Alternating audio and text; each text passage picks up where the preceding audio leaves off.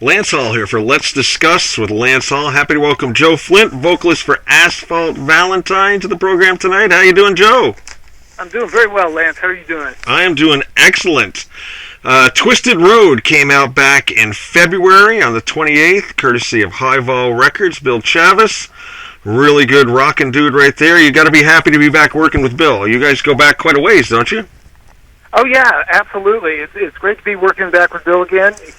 We worked with him on our first record, Strip Rock Roll. He's a great dude. We have stayed friends over the years, and we were excited to get back out, do another full length, and he was just the right choice for us. Cool. I got to ask you a couple of questions. I'm sure you've been asked this one many times, but in all my research, I could not find the answer, so I'm going to ask you. Where does the title Asphalt Valentine come from, the name Asphalt Valentine? Well, that actually came from my old drummer who started Asphalt Valentine with us. His name was Skazi.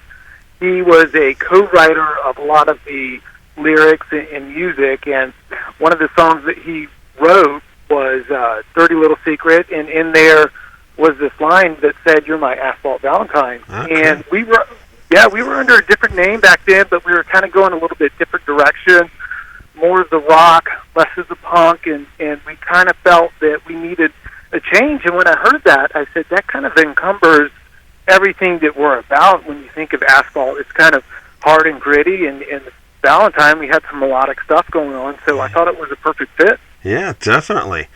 And the title, Twisted Road, does that sort of refer to the road that you guys have traveled on to get you to this point? It's been kind of a long and twisted one.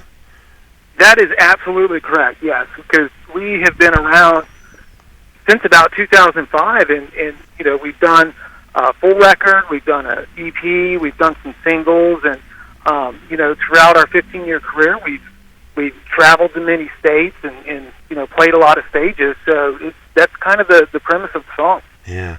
And I don't have the picture right in front of me now. I should have, but I remember I looked at it.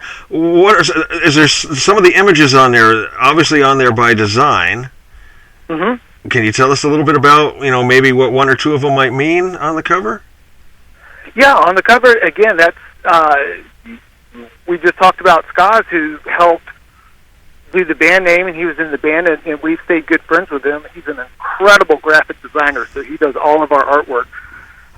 So when we were thinking about the Twisted Road, he kind of came up with the idea, which I thought was really cool.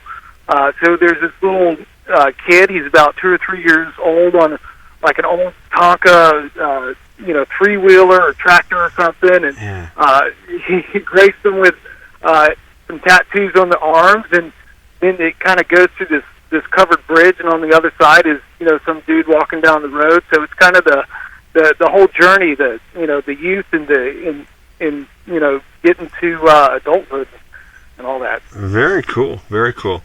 Listened to it last night. Great album. Watched a couple of the videos. Now the Only goes back a number of years, correct? And that had to do with a high school friend of yours who did a trek through the Andes Mountains. Yeah, absolutely. Yeah. That guy was Joey Shanka, and he was doing the Andes Mountains on foot, and he had contacted me when he was at a hostel. He had some poetry in his head, and he wanted me to create it into a song, and so he gave me the first few lines, and I kind of took it from there and wrote the song for him. So we did release it as a single back in 2017, but, we never did a lot of marketing behind it, and we just thought that it fit on this album great because we thought that this record has a lot of dynamics to it. One song does not sound like the other, and we thought, we're just going to put it on there because it deserves to be heard. Yeah. Do you happen to know, I'm fascinated by this story, and I've read this book like 3 or 4 times, the book Alive, where the rugby team with a plane crash that crashed into the Andes. Do you know if on his trek he came anywhere near that site? I don't know, but I will have to ask him because he did play rugby, so I'm sure that if it was anywhere near where he was going, he would have had to visit. Yeah. Because, he used to play. He's a really big dude. I mean, he's like 6'7", so... Wow. obviously a good rugby player. So I'll ask him about that. Just to play homage to it. The story just fascinates me, and I'm thinking if somebody's walking through it would have been pretty cool. Yeah. Playing through the album, I made notes on a few songs I wanted to ask you about. I was like sort of to get the story behind the song and chime my 2 cents in and see if I'm even close on a few things. But Sure. Saving, really nice ballad. I like that tune, kind of an old school power ballad. Can you tell us a little bit about that one? Oh, yeah. I wrote that one a few years ago. And it was kind of, I was married once. I got divorced, and in my single time, I was going through this change. I was very rambunctious and probably doing a lot of things I shouldn't have been doing. And from there, I met my wife, and I was just kind of in this deep, dark kind of hole. I didn't know it was deep and dark until I met her, and it just kind of changed everything for me, and just opened up a new light. So, I just didn't need saving after I met her. That's very cool. And then I always pay attention to sort of like sequencing on albums, see how songs go, and I like the way you came out of Saving, which was that really nice ballad, into something more, which my note here says ass kicker. Did you guys pay attention to sequencing on the album? Absolutely, yeah. That was a big part of, going through the songs. Something More was actually the last song that we wrote for the record. And I just kind of banged it out. We needed another song, and I'm listening to all the tracks, and I thought we needed something a little bit heavier and faster, because we've always done that in the past, and we didn't have a lot of that on this record. But I thought the transition sounded really good. It'll just take you on this little roller coaster. So absolutely, we pay attention to the sequencing. That's a great track. And then there's probably I picked this one as my favorite track. I mean, I loved them all, but this was sort of my favorite. It was kind of dark, kind of heavy kind of vibe to it. Was As the Crow Flies. I love the title. I love the music. I love the lyrics. I thought that was brilliant, and I'd love to hear a little bit about that one. Well, that one, actually, we had been playing that song under a different name, different lyrics. We wrote it a few years ago. We always thought it had a great groove to it. It starts out with the bass riff, kicks in heavy, and then just has some choppy beats to it, and then goes melodic.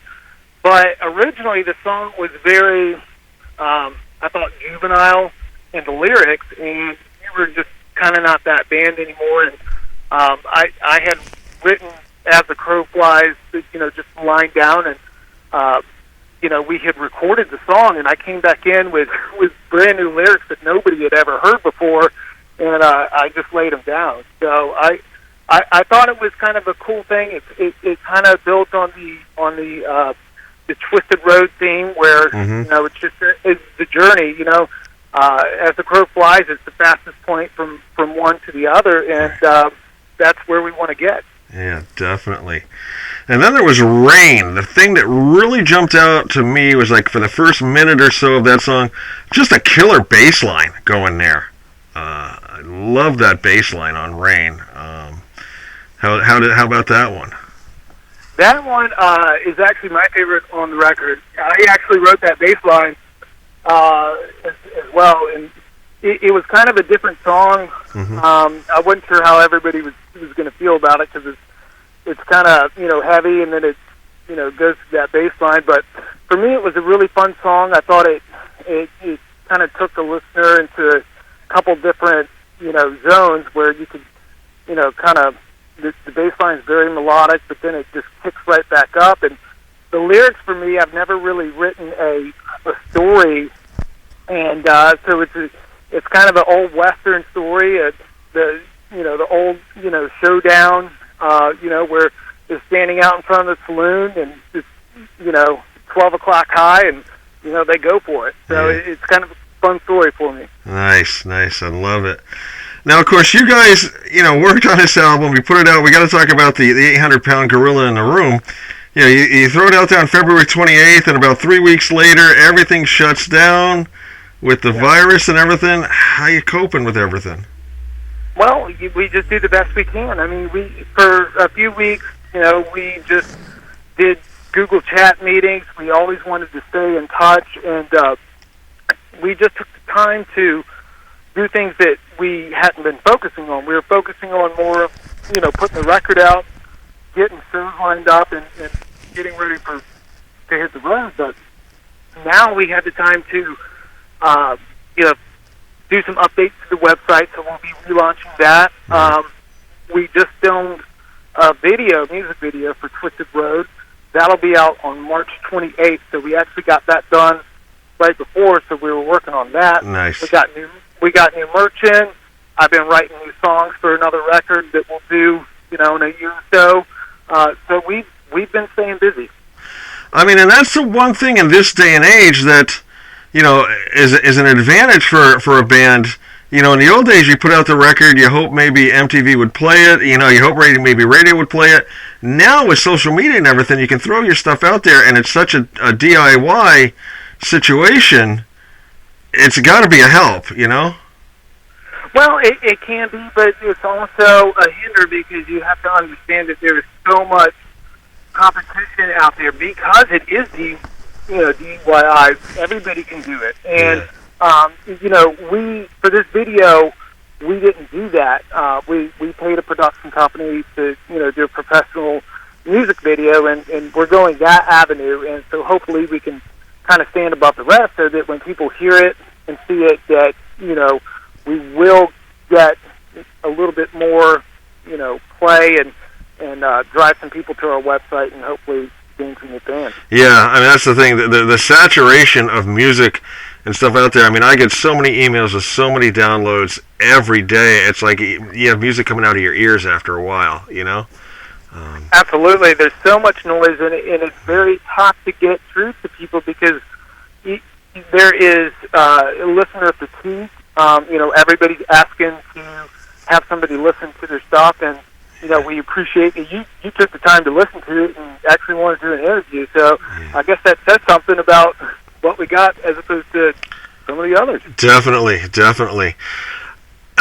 Joe, I kind of pride myself on my research. I try and dig up things from people's past and stuff. You're kind of an enigma. I couldn't find a whole lot on you on the web. So I want to delve a little bit into Joe Flynt, the person. Okay. How did you start singing? Were you always a vocalist? Were you a frustrated guitarist, bassist, drummer who happened to get thrown into singing? How did that all come about?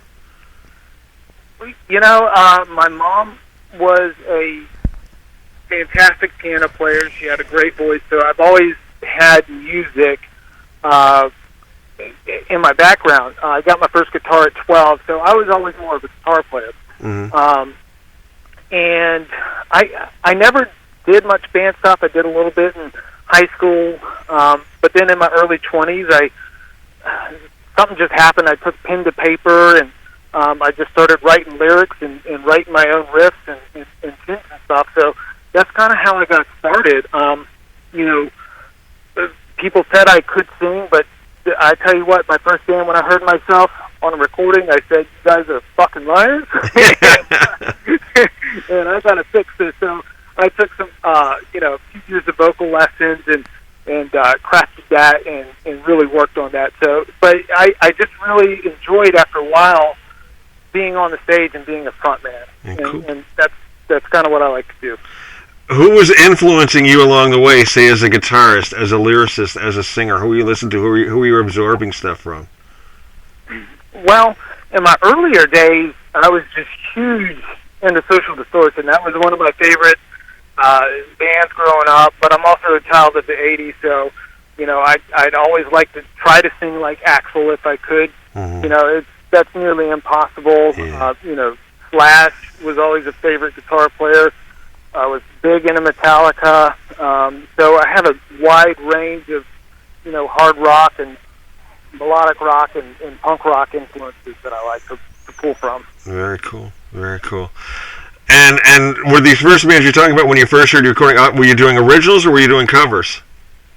I always did originals. Yeah, I never was a cover guy. In the bands, of course, you always throw some in here and there. In Asphalt, we we've done 2 covers. We did one of Pink.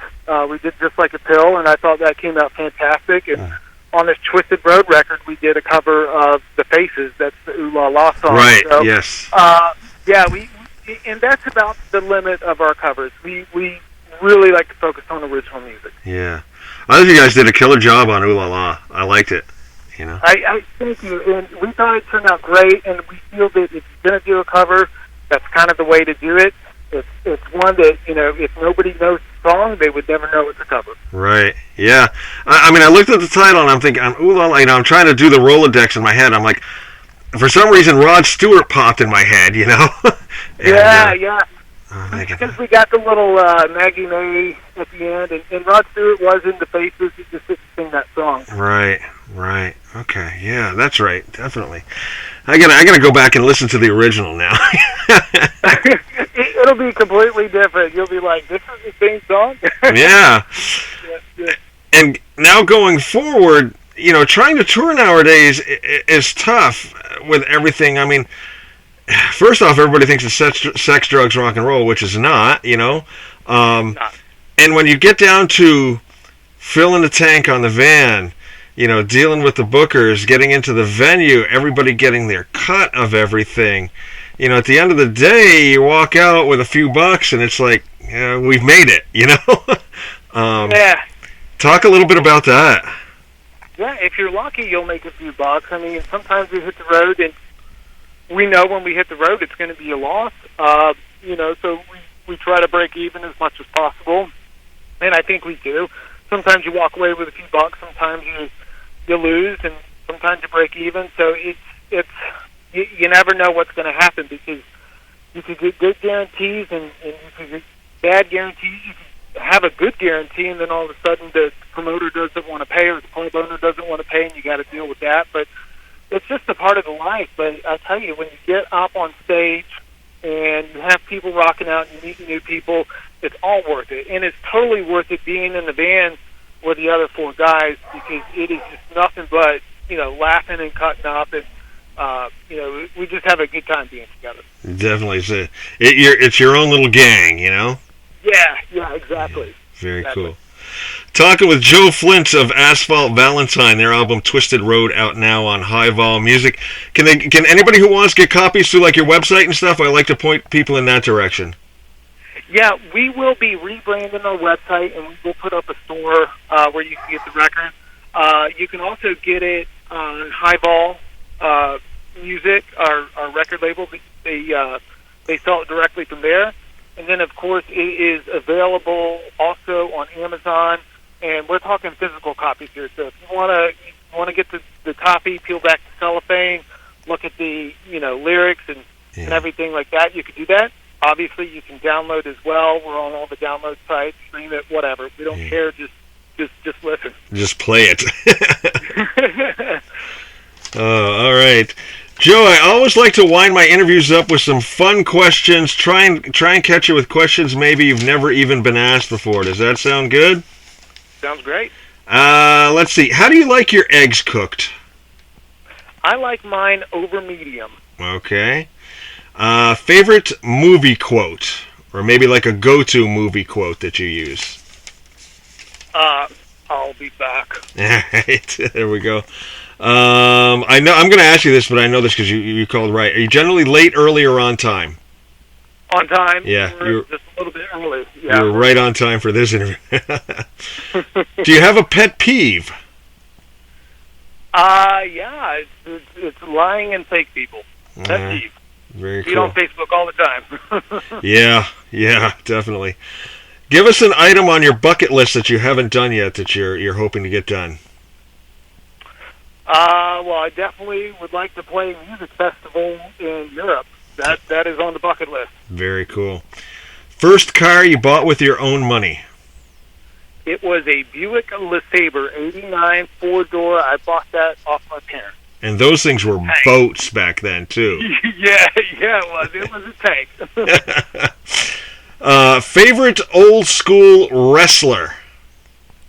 That would have to be Hulk Hogan, and I actually met him in person at a midget wrestling competition, and he was checking out my wife something bad. I still got the, he's still the guy. Yeah, there we go. Last piece of music other than your own that you listen to? That would probably be Hardcore Superstar. That last record they came out with was fantastic. There we go. Let's see. If you could go back in time and eat one of your mom's home-cooked meals from your childhood, what would you have her fix? Her lasagna. Lasagna? Great. All right. Last one, and this is the one we have a whole lot of fun with.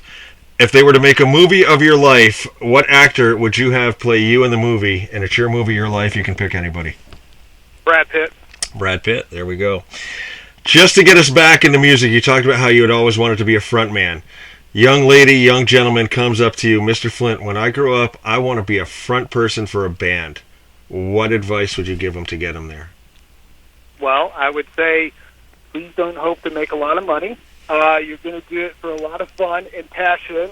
Work on your skills. Don't be afraid to get on stage and move around. And you have to put on a show for the audience. That's what they're there for. Perfect answer. Hang on one second.